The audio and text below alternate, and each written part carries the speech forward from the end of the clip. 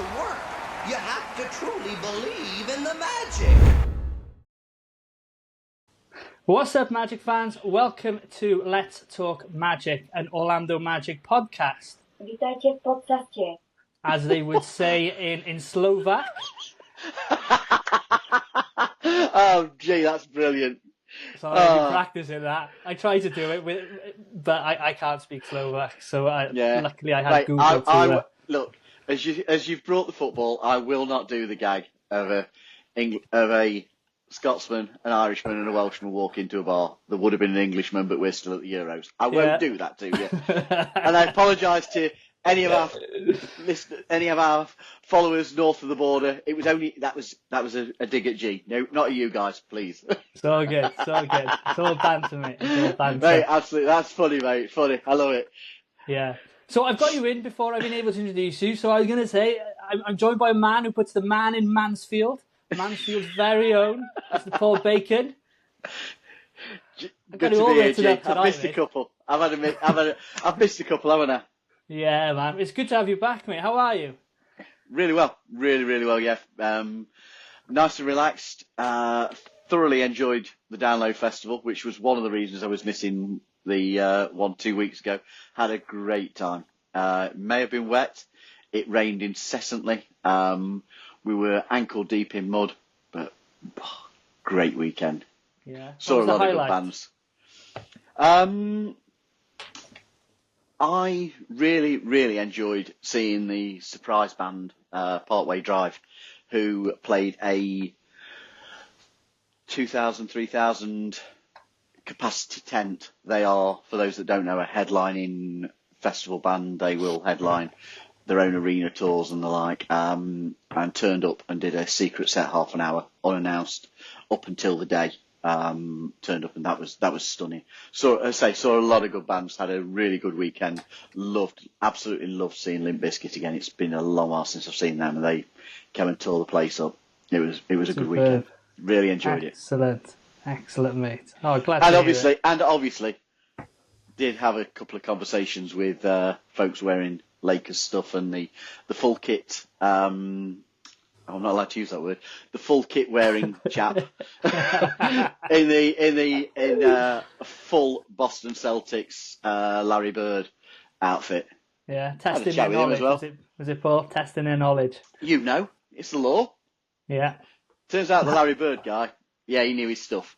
Did he? Lakers, not so much. No.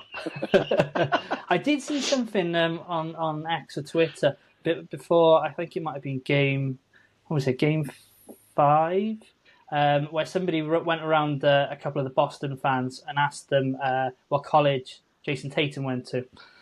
Not many people, from what we saw in the video, knew he went to Duke. You could ask me that.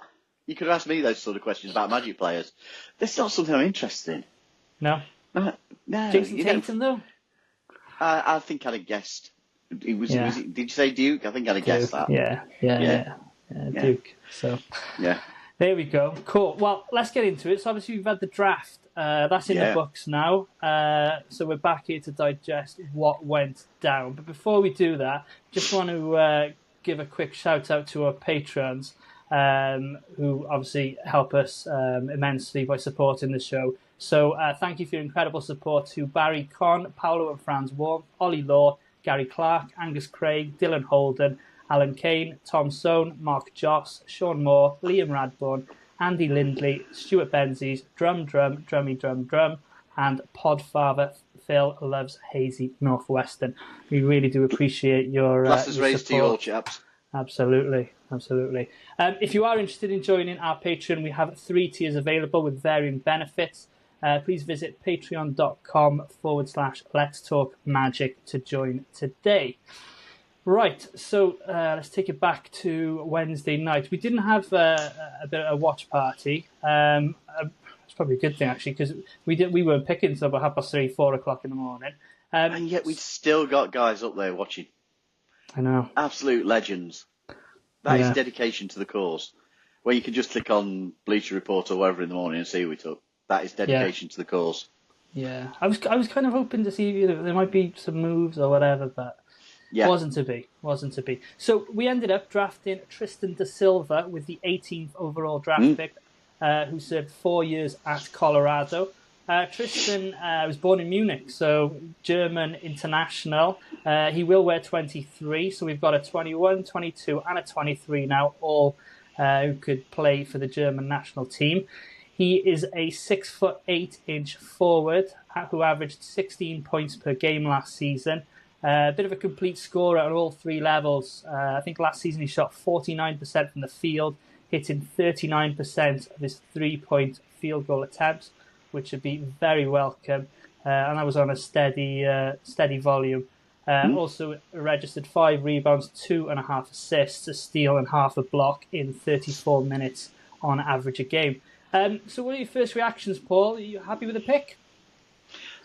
Right, let's be honest, you're not going to land that eye-catching, most fancied prospect at 18, are you? Most of those guys are already going to have gone, so anything that you're taking is a roll of the dice. I suppose any draft pick overall is a roll of the dice. So, yeah, over the years, there's been some solid picks at number 18. Q-Rich, he went to 18, as did Goga. And you can argue that last season's steal of the draft was by Miami at number 18. Your favourite Pirate. The Pirate, your favourite Mr. Jaquez. So let's not knock it. I think that what we did do was take a player who addresses our needs. We've actually took somebody that we have a need of a two-way player. We have a need of shooting. We have a need of a player who can handle the ball, who can dribble, who can pass.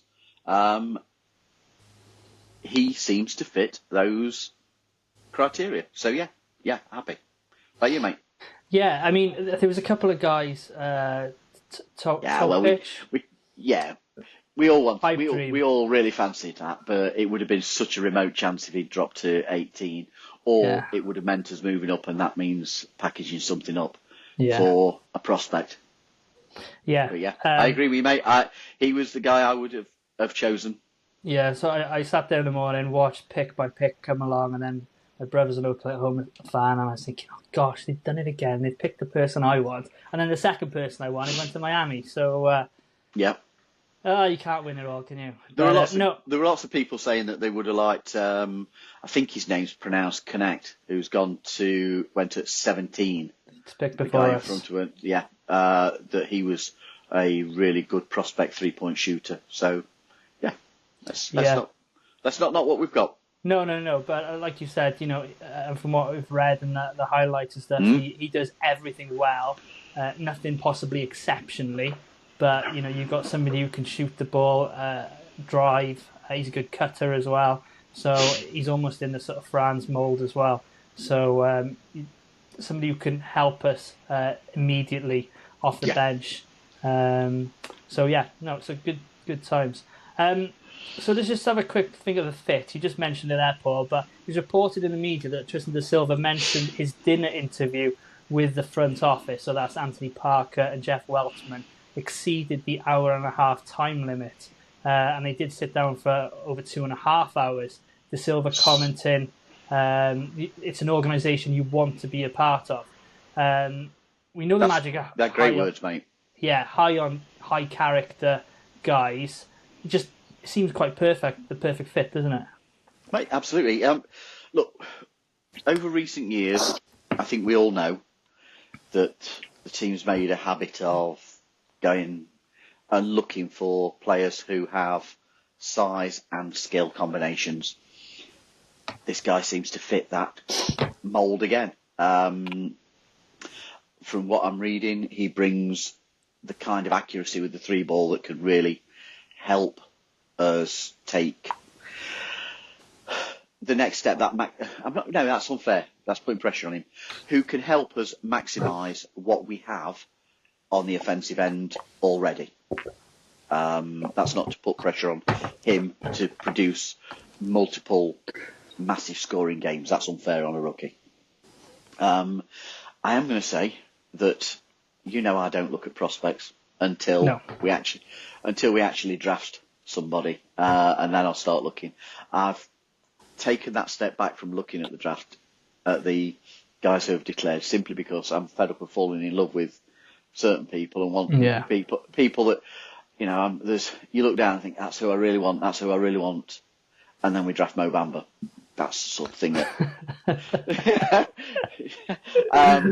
so unless we've got a really top pick, like when we had the number one pick and we were all looking at Jabari, we were all looking at Paolo, we were all looking at Chet. Other than that, I don't look. So I've only really just started looking at what we have. It would seem that I've read, and a lot of it is, I've not looked at any video yet, I'll be honest with you. So everything I've seen has been, whilst I've been sat in the exam, I've been able to read a little bit. Whilst I've been sat doing the invigilator, I've been able to read a little bit, or in between times. But I've not had the opportunity to look at any video of him yet. Yeah. So from what I'm seeing, it would appear that there were better athletes, but were they available at the 18 spot? I don't know. There are clearly guys who have higher ceilings. Again, were they available at 18? I don't know. The Magic chose to hold position, or if we don't know, if I've not seen anything to suggest that they were trying to trade up. If we were, then we weren't able to do it. So we held 18. And as such, for me, it seems that, as I said, we took a slightly older guy who seems equipped to play that two-way role, that linking two-way role that we need. You never know. I saw. I think it was on. I can't remember. I'll say it was Bleacher Report who was saying that we could have landed this year's steal of the draft in him. He could be that guy who comes out and does exactly what Jaquez did last season, produces unexpected performances for the position he's been drafted in. You read that he's got an ability to dribble, he's got an ability to pass, he's got the ability to shoot, clearly from his statistics in college. Seems he's got a full package that teams love in a combo forward. 6'8", he's definitely got that length that our lads love, and hopefully it would. And again, from reading, it would appear that he's also able to adapt to different demands of the role. So you should be looking at somebody who can bring a good skill set for an early impact and an NBA fit coming from the bench. I'm hoping that we've landed a really good pick here. I'm hoping. Yeah. Let's see. Let's not put pressure on the guy. Give him the opportunity. But it's nice to see that we've taken somebody older who can possibly play straight away. And you mentioned Jaquez there. He was a 4-year college player, and obviously he came in. Yeah. And he was an impact. And you almost look at players like what Miami take and the Bostons of the world. They pick players who possibly, a little bit older, not your young, raw 19, 20, 21-year-olds. We got a 24-year-old who's probably got a bit more experience and able to contribute straight away. But the only other interesting thing is De Silva's got a brother who plays on the German national team with Franz and Mo. So obviously there might have been some intel there. Who knows? So very good point, mate. And I also think it's nice for somebody coming in that he's got a connection immediately within the team. Yeah. In that respect, yeah, it's good. Yeah, good. Very happy with it. So then, last night it was a 9 o'clock start. I think it was the second round. Mate. So it was the first time they've split the first and second round up. I think it's quite a good thing because it gives teams more time to sort of consider what they've got. And we did see quite a number of trades. So the Magic were penciled, I think, was it 47? 47, wasn't 47 it? 47 in the draft. So I stayed up, I waited, and just as we were about to pick, the Magic have traded the second round pick. I'm sorry to laugh, G, but G. Oh, it always happens, mate. It was so funny. You were messaging the group. I was watching a film with Joanne. You were messaging into the group. And it was like, oh yeah, Magic are up next, lads, if you want to just fancy flicking on. So, okay, I'll log into the iPad. And just as I'm logging into NBA League Pass to watch, in drops this message. FFS, it read to start with, I think, mate. We've traded the pick. I've sat and watched this something for absolutely nothing. Mate, I was rolling.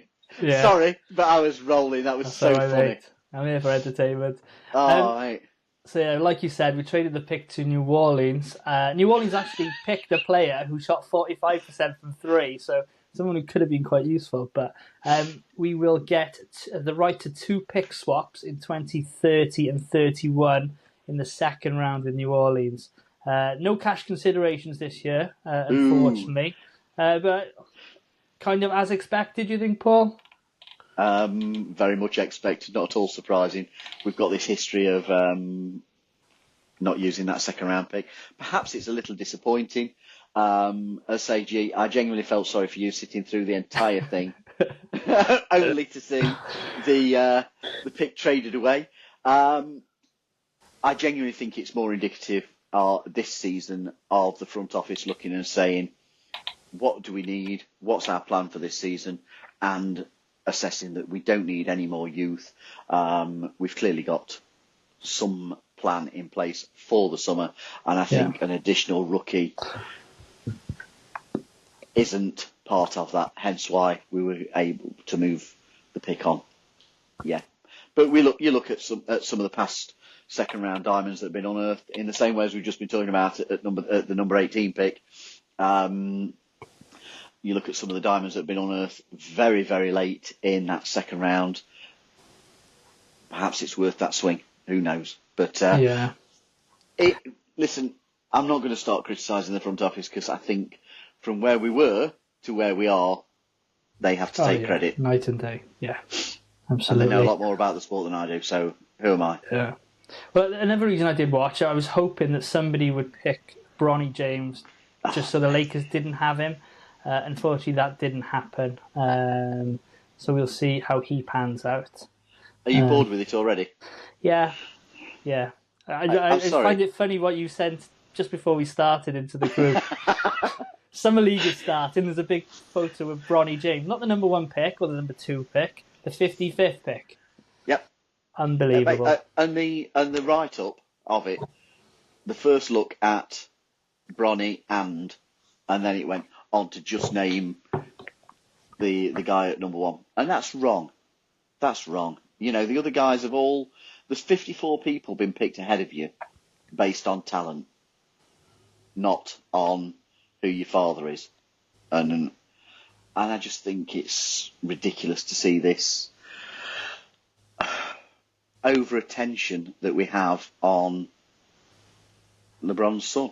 You know, I'm not wishing the guy ill. Far from it.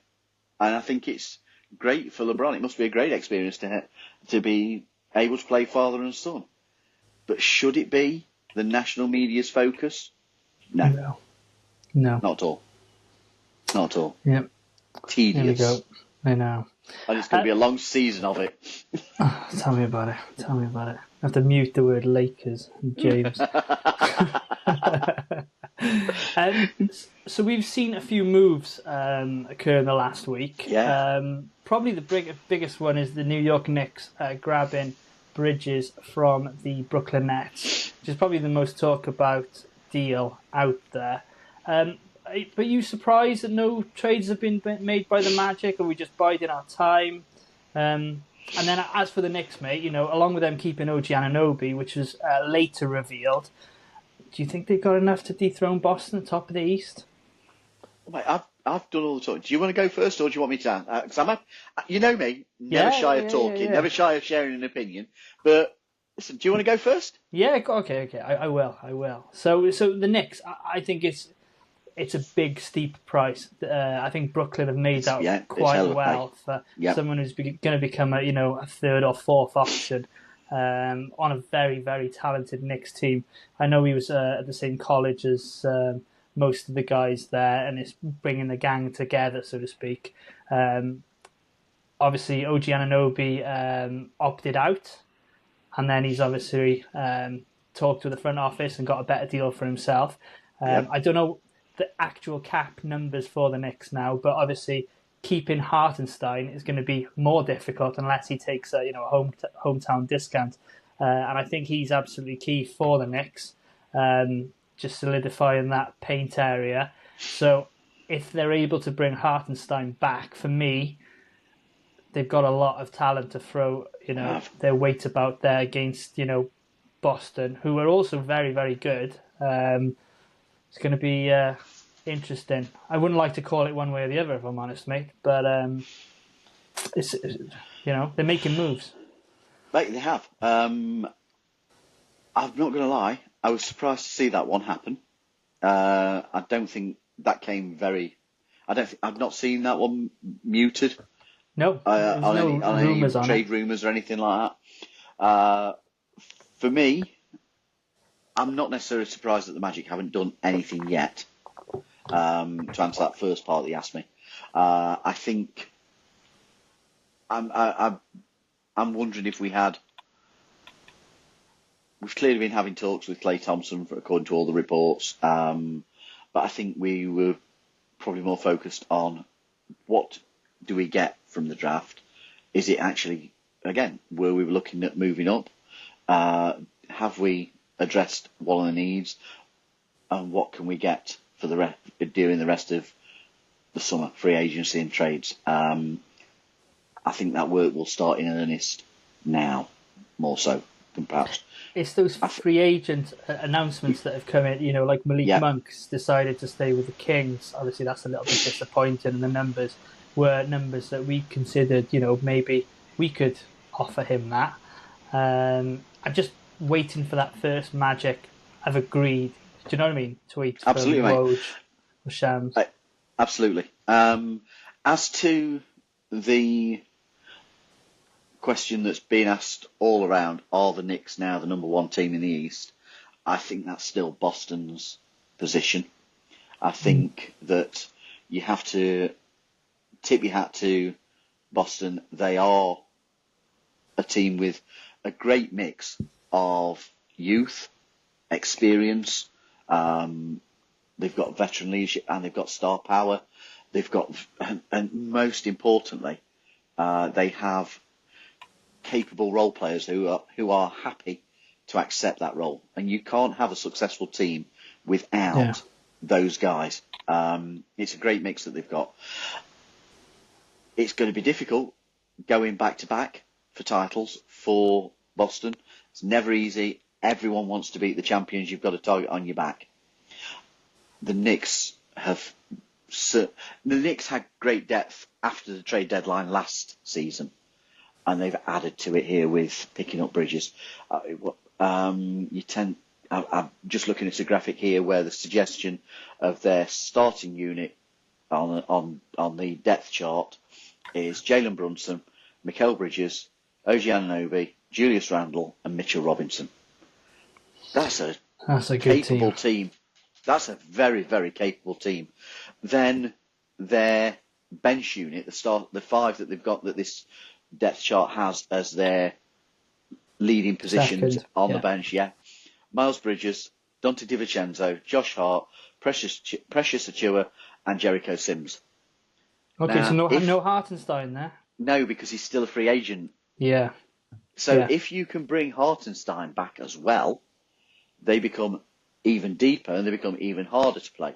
I think Jericho Sims impressed last season anyway. I thought whenever we played the Knicks and we saw him, he impressed me. I thought he had a good game. You're not going to play him ahead of Hartenstein, I doubt, unless you can find a way. Does Achiuwa drop out? Does Precious Achiuwa drop further back? And you find a way of playing Hartenstein at the power forward or Sims at the power forward? Or you've just got a real nice complementary rotation of guys who can do different things on any situational on any given night. That's a good 10 players 11 if you get Hartenstein back. Then you've got your end of bench guys. That's a hard team to beat. And they already play with grit. They already play with a grit and attitude, and they've got greater experience as a result of what they did in the playoffs this season than they had going into the 2023-24 season. They're in a very good position. Yeah, I would put them second. In the East. Yeah. It's like, if you're a Knicks fan, you just got to hope that Tom Thibodeau doesn't run them into the ground in the season and sort of, I think that's where having that depth of unit is very important for that. Yeah, you expect to see the the rotations brought down during the pivotal period where if you are fighting for qualification, you expect to see the roster brought down to a smaller number. You certainly expect to see that during the playoffs. In the season, you should be using that full squad that you have, and having 10, 11 guys plus end of bench. Yeah, you've got to hope that if you're a Knicks fan, that Tibbs doesn't, as you say, run them into the ground, because he has been guilty of that in the past. And I think that's what hurt the Knicks towards the end of the season, where you looked at perhaps one or two injuries that they got. Yeah, absolutely. Now on to a little bit of sad news. It was announced this afternoon that Admiral Schofield will be playing in the EuroLeague next season for a team called LDLC Asvel. I'm not going to get the French Google person to spell it or say it out for me, in the French league. So that is a suburb of Lyon, for anybody who wants to keep an eye on what Admiral's doing. Obviously, if you're taking a trip to France and want to see some basketball, he will be playing for them. I know there's going to be some tears shed in the northeast this evening with this news, so prayers up to Gary Krantz. Yeah, we're all thinking of you, mate. But I think that's it was an inevitable one, wasn't it? As soon as he wasn't eligible to have a two-way contract again, he was not going to be the guy who got one of the full roster spots now. No. I know he picked up one before, but he wasn't going to be that guy for now. Do you know what? But his presence in that squad, we've all seen how he's been perfectly capable, willing, and able to stand up in a huddle and talk to the team. It doesn't matter that he's not necessarily been getting big minutes. He's been listened to as a voice of experience and trusted by the team to be somebody to listen to. He's a loss to us. He is a loss. Yeah. It's not all about points and minutes on the floor. No. And he's always been available. His availability has been second to none. So it's a shame he's had to go, but I think it was one we were all expecting and fully understand. We've said before, there are going to be players that we like that are going to be no longer part of our future. Admiral's our first casualty. Yeah, unfortunately so. So the Magic will play. So let's talk Summer League. The Magic will play in the opening game of Las Vegas Summer League against the Cleveland Cavaliers. So here we're going to see De Silva, Anthony Black, Jet Howard, all suit up. But with that sort of roster, to lead the line, Orlando should have a decent shot as long as they play, heavy minutes. So the Summer League schedule is as follows. So the 12th of July, they will play the Cleveland Cavaliers at 4 p.m. Eastern, so that's 9 o'clock in the evening UK time. That will be aired on NBA TV. On the 14th of July, they'll be facing the New Orleans Pelicans. That's a 7:30 p.m. tip, so that's midnight, again on NBA TV. So that'll be the following morning. So we'll get to see our second round pick. Scorches with the three. The third game then is on the 17th of July against the Memphis Grizzlies at 7 p.m. tip. That is on ESPN Plus. So I'm not sure if that's going to be out on NBA TV for us with the League Pass. With the final game, I think there might be some knockout rounds after this. This is just a preliminary against the Brooklyn Nets at 8 p.m. So that's 1 a.m. on the morning of the 19th of July, and that'll again be on NBA TV. So a bit of Magic basketball, albeit Summer League is upon us. So hurrah! Not too far away. No, absolutely. Some other news. I wrote this, and then all of this came out today, Paul, wasn't it? It was just adding to the agenda all the time. But we're not complaining. It's nice to have something to talk about. We It knew. is. We're going to have now that couple of weeks where it's busy, and then everything's going to drop off again as we go into training camp, and there's little to talk about for a period of time. That's it. So and we scratch around for content. Yeah. So any ideas, let us know. Drop them in the comments. Coach Jamal Mosley has been named as the USA Basketball Men's Select Team's head coach for the second consecutive year. Jalen Suggs has also made that roster, so that's a team that's going to be facing the team that's going to the Olympics this summer. So that'll be a great experience for Jalen and again for Jamal. So good luck to them with that. So what we thought we'd do, Paul, is we've had quite a few comments on YouTube and X and Facebook and whatever else. So we say it every week, don't we? That we love to hear people's comments and talk to us. So yeah, I like this idea, mate. So we're going to read them out. So yeah, like I said, thank you for your likes and comments on all social platforms. We thought I'd read a few out and just have a bit of a discussion on them. So on YouTube, obviously last week's episode where Gary and Mikey spoke with Philip Rossman-Reich. We had a suggestion from Daniel Hicks, so shout out Daniel. He suggested Kentavious Caldwell-Pope or Malcolm Brogdon as possibilities this off-season. Obviously, Paul, we know that Brogdon's got traded to the Washington Wizards in the Denny Avdia's trade a couple of days ago. But with KCP declining his option, shall I say, he's obviously a free agent that's on the market and possibly on the Magic's radar. So what are your thoughts on KCP and Pinstripes? Mate, simply put, yes, please. Yeah, 100%. I know we mentioned him as a possibility in one of those, I think where we were looking at all different free agents a few weeks back. His name came up. KCP absolutely fits our needs. He brings winning experience. What is he? 11 years in the league now. Yeah. I've got his stats here. Last season he averaged 10.1 points, 2.4 rebounds, and 2.4 assists per game.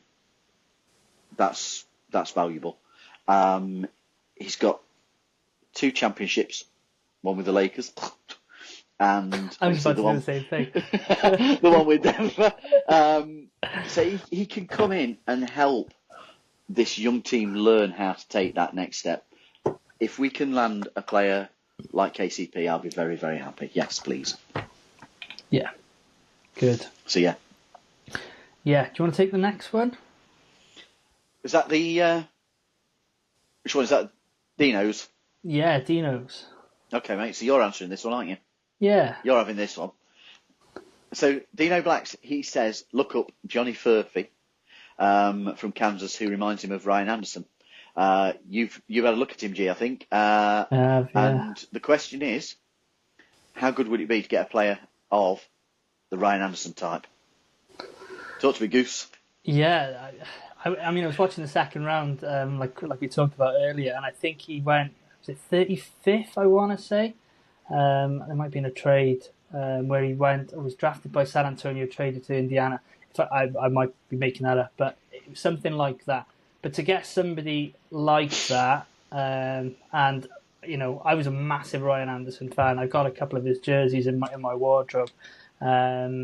Somebody who hits the glass hard. He was most improved player. He can shoot the three. Hard-nosed defensive guy. I remember the day we traded him to New Orleans for, oh my gosh, he was called Gustavo Ayón from, I think he was Mexican. I was just absolutely gutted. But he was someone you really rooted for thereafter. So I'd always look out for Ryan when he was on New Orleans, when he was on Houston, just so. But if you could get somebody of that caliber, and again, Paul, just somebody who's going to possibly come off the bench, 10, 12 points a game, but give you spot minutes, open the floor, stroke that 3, and a really good teammate and just a nice dude. You listen to Dante Marcatelli speak of Ryan when he's when he been came back out this at season. Kia Centre. Everybody loves the guy, and do you know what? He's somebody I'd absolutely love to have on this podcast. So if anybody knows Ryan and he wants to come on the podcast, please let him know that we'd love to speak to him. So yeah. I'll have a play. I'll have a roll of the dice, mate, and see what we can get. Good stuff. Right, the next one has come from Steve C4189. So this was from the week before. So he suggested we were talking about who we could spend the money on. So we have nearly 50 million in cap space, and us, the royal four of us, are talking about Tyus Jones, Malik Monk, and he says, this is a reason Orlando will never win a championship. Do you want to take this one, Paul? I don't think it's a completely unfair question. No. I don't think it's an unfair comment. Look, we are Magic fans through and through, but let's be absolutely fair on this to start with. As yet, we haven't proven anything other than we've made progress from being a 21-win team under Steve Clifford in 2020-2021 season to having a 47-win season last year. We've proven nothing more. We haven't attracted a big name in free agency, nor have we done so through trades, and we haven't done in a long time. In fact, I don't think in my time as a Magic fan we've ever done it. So I don't think, as a premise, it's an unfair comment. Now, it's well known that I am a guy who would rather have a team rather than a star, an individual star. I would rather see a cohesive roster that challenges than have, that star who comes in and everybody, he's great, yeah, he's absolutely great, but creates problems within the team, causes diversion and division. I don't want that. I don't think that's constructive. If you've got somebody who's pouting because they haven't got the ball, that's not great within a team. No. It devalues everybody else. So therefore I don't mind talking about character guys who fit the needs and not necessarily the stars who could move us forward. I would rather see a character guy, a cohesive piece that moves that needle. Now, if that's somebody like a Tyus Jones, who perhaps he's well regarded, but isn't the star in NBA terms, put him in the right situation, perhaps he could become that more valuable player. So that's where I'm coming from with us talking about some, should we say, lesser names. But I think it's a very good point. As to the stars, we have seen teams throw money at big names, throwing all these teams together, Brooklyn, and they haven't produced. Phoenix, Well, look at them now. Yeah, I've made note of two straight away, and Brooklyn and Phoenix were two. You've got the Nets, first of all, a few years back. KG, Paul Pierce, Jason Terry. Absolutely crippled their future for the Nets. It didn't work. What team did it benefit? Boston. You look, that trade gave them their two star players in that team at this moment in time. Brown and Tatum, didn't it? Yep. Yeah. You then look at Boston again. KD, Kyrie, Harden. It didn't work. Brooklyn, you mean Brooklyn? Yeah. Sorry, what did I say? I said Boston. It's all good. Yeah. Sorry, mate. Sorry, good. Brooklyn. Yeah. So flashy moves don't necessarily guarantee success. We all also know that we have deals looming fairly soon for Jalen Suggs, for Franz Wagner, for Paolo Banchero. If we keep J.I., he's due another deal soon, and I don't know if he stays, whether we're going to get him on the cheap again. Therefore, I think that this team having a fiscal responsibility is no bad thing. We're not mortgaging our future on one big name. I also think it's why we're seeing the reports of players that we are potentially talking to, like your Klay Thompsons, that we're asking for a 2-year deal because they're looking at the bigger picture and the longer term. Yeah. But I do think it's a fair comment made by Steve C there. I think it's a fair comment. And we haven't proven anything. Yeah, and in addition to that, it's money we have to spend. Otherwise, we're just going to eat into it with these extensions, and we're not going to get the benefit of, going over. So getting these players now, like your Klay Thompsons, you sign in for, 25 million, ideally on a 2-year deal, then great, it gives us flexibility in 2 years. But then you can go over then by re-signing your Jalen Suggs, your Franz Wagner, your Paulos on these rookie-scale contracts and eat into it. But if we were to re-sign them first, then we haven't got the money then to go after these big fish in free agency. So, no, it's good answer comment, there, mate. Yeah. So, no, thank you for that, Steve. Appreciate the comment. So the last one's for Mikey, but I'll read it out anyway because he's going to have to listen to this. This is funny. He's edited. So NSU Saint. This made me laugh when I saw this one. Yeah. He suggested that we really need to turn on the CC and see how it converts our British accents. He thinks it'd be hilarious. So, like I said, this one for Mikey, so he's going to have to come back to us next week on this one to see how we give that a go and give the listeners what they want. Give the viewers what they want, mate. Absolutely. Has to be done. I mean, I think it's a fair comment. You've got a not a strong Welsh accent, but there is that regional twang. Yeah. I've certainly got the Up Midlands, north. Nottinghamshire regional twang. Gary has Don't say Geordie. Oh no, never. No, he has that much further north accent, and Mikey has that southwestern burr. So yeah, I understand. We know that when we can be difficult to listen to. Yeah. Or understand. Oh, there we go. So just a quick word about our attraction tickets, who obviously sponsor us. So before we go, we just wanted to mention our partners. If you're looking for tickets and hotels for the world's best theme parks and attractions, please check out Attraction Tickets. They're the UK's #1 attraction ticket provider for Walt Disney World, Universal Studios, SeaWorld, Disneyland Paris, and other popular attractions. They do also sell Orlando Magic tickets at hugely competitive prices, so please keep an eye out when the schedule drops. I think second week of August, Paul, I want to say. Yeah, it's the second week of August normally. Yeah, so when you're booking your next holiday, please use our link in the description and see what they've got to offer. You can also use our website, letstalkmagic.com, for all our affiliate links. This gives you discount codes, including the NBA store and Fanatics.